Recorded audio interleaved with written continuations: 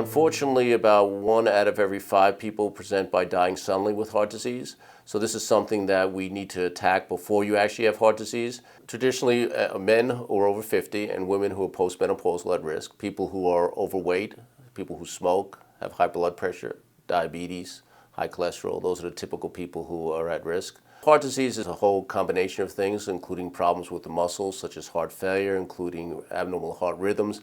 The most common, though, is problems with blocked arteries, which is usually precipitated by a heart attack, but also could be chronic problems like angina, which is chest pain or tightness in your chest. The typical thing that we do for screening is you should have your blood pressure checked regularly. You should have your cholesterol monitored regularly.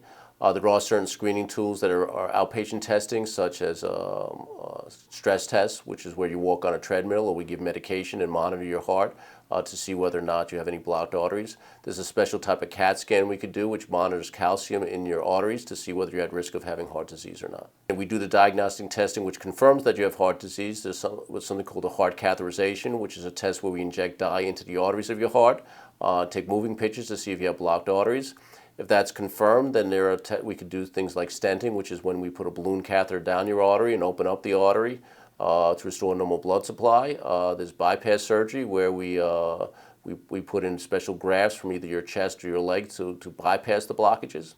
And of course, there's medications that we could give you to allow the heart to adapt to the blockages. And of course, there's controlling your risk factors, like medications to give you to control your blood pressure, your diabetes, your cholesterol.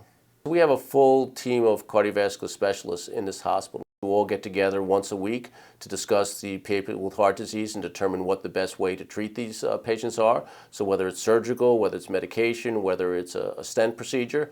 So we also have 2 highly skilled arrhythmia specialists who treat people with abnormal heartbeats or weakened heart muscles to prevent them from dying suddenly. The main thing that people could do on their own, to exercise regularly, they could lose weight.